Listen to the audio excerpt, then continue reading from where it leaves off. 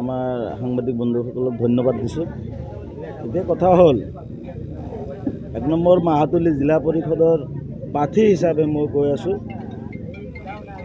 ৰাইজে গম পাইছে যে এজন জিলা পৰিষদৰ সদস্যৰ কাৰণে যোন চলেমান আলী আহমেদ ডাঙৰীয়া মোৰ এগেইনষ্ট পাৰ্টি কংগ্ৰেছৰ প্ৰাৰ্থী, এখেতে 15 পৰা 20 লাখ টকা লৈ আজি কি কৰিছে, কেণ্ডিডেট প্ৰাৰ্থী হিচাপে এখেতে টিকেটখন লৈ আহিছে।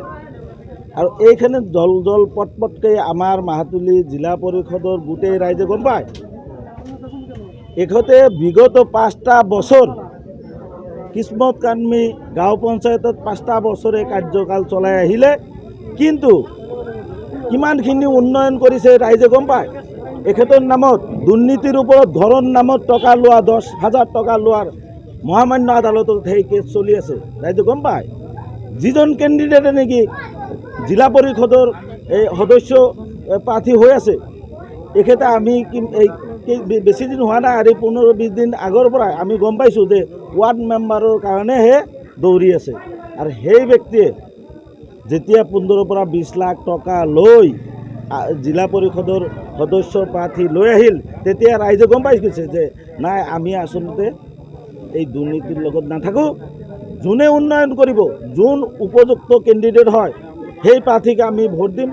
আৰু সেনেকৈয়ে আমাৰ সংখ্যালঘু ৰাইজখিনি আগুৱাই আহিছে যে আমাৰ মৃত্যুজোঁটৰ যি অগপ দলৰ প্ৰাৰ্থী মহিবুল হক ডাঙৰীয়াক মোক আঁকোৱালি লৈছে। আৰু আগন্তুক 7 তাৰিখত হাতীৰ ছবিত ভোট দিম বুলি ৰাইজ শিল ঢোল ভাঙি ওলাই আহিছে। আৰু ইয়াতেও আমাৰ সন্তলি টোপামাৰী যি জিলা পৰিষদৰ সদস্য হামিদা বাইদেউক ৰাইজে আৰু বাকী যি AP মেম্বাৰক ভোট দিয়াৰ কাৰণে শিল দল ভাঙি আহিছে। আপোনালোকে ৰাইজে নিজে দেখা পাইছে, সাংবাদিক বন্ধুসকলে দেখা পাই আছে, এইটো লুকোৱা বস্তু নহয়। আমি এটা সুযোগ পাইছোঁ উন্নয়নৰ ক্ষেত্ৰত। মাননীয় ডক্টৰ হিমন্ত বিশ্ব শৰ্মা ছাৰেহে উন্নয়ন কৰি আছে অসমৰ মুখ্যমন্ত্ৰী হিচাপে। আজি চিন্তা কৰক, আমি গুৱাহাটীত যাব লগা কিছুমান ক্ষেত্ৰত আমি গুৱাহাটীত যাব নালাগে, অনলাইন ছিষ্টেম কৰি দিছে, আমি অনলাইনতো সবখিনি ফিল আপ কৰিব পাৰোঁ। এজন মানুহ DC কোৰ্টত যাব লগা হ'লে গুৱাহাটীত যাব লগা 500 পৰা 1000 টকা খৰচ হয়, সেই পইচাখিনি বৰ্তমান দিব লগা নহয়। এতিয়া কথা হ'ল, আপুনি উন্নয়নৰ ক্ষেত্ৰত যাওক, স্বাস্থ্যৰ ক্ষেত্ৰত যাওক, এডুকেশ্যনাল ক্ষেত্ৰত যাওক, চবতে কি হৈছে, ৰাইজৰ সহায় কৰিছে। ৰেচন কাৰ্ডৰ পৰা PM কিষাণৰ পৰা গোটেইখিনি কি কৰিছে, আমাৰ মৃত্যুজোঁটৰ চৰকাৰে এইখিনি সুবিধা ৰাইজক কৰি দিছে। যাৰ কাৰণে সংখ্যালঘু ৰাইজখিনি এতিয়া হিলদল ভাঙি আহি মৃত্যুজোঁটৰ চৰকাৰক ভোট দিব, হামিদা বাইদেউক ভোট দিব, মোক ভোট দিব আৰু AP মেম্বাৰক ভোট দিব।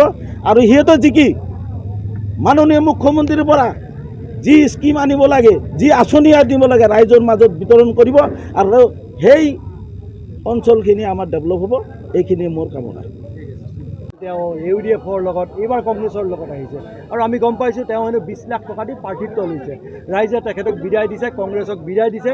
ৰাইজে আমাৰ প্ৰাৰ্থী হামিদা আহমেদ ডাঙৰীয়ানীক ভোট দিব। আমাৰ অসম গণ পৰিষদৰ যিগৰাকী প্ৰাৰ্থী আছে আমাৰ ইয়াতে মইনুল হক ডাঙৰীয়া, তেখেতক ভোট দিব। গোটেইখিনি ৰাইজে NDAৰ পাৰ্টীক ভোট দিব বুলি ৰাইজে আমাক, যেতিয়া আমি খোজকাঢ়ি সমদল কৰি আহিছোঁ, ৰাইজে আমাক আশীৰ্বাদ দিছে, NDAক আশীৰ্বাদ দিছে। আমি এইবাৰ বিশ্বাসী ৰাইজে দুৰ্নীতিৰ লগত নাথাকে, ৰাইজ উন্নয়নৰ লগত আছে। চমৰীয়া সমষ্টিবাসী ৰাইজো উন্নয়নৰ লগত থাকিব, ডক্টৰ হিমন্ত বিশ্ব শৰ্মাৰ লগত থাকিব।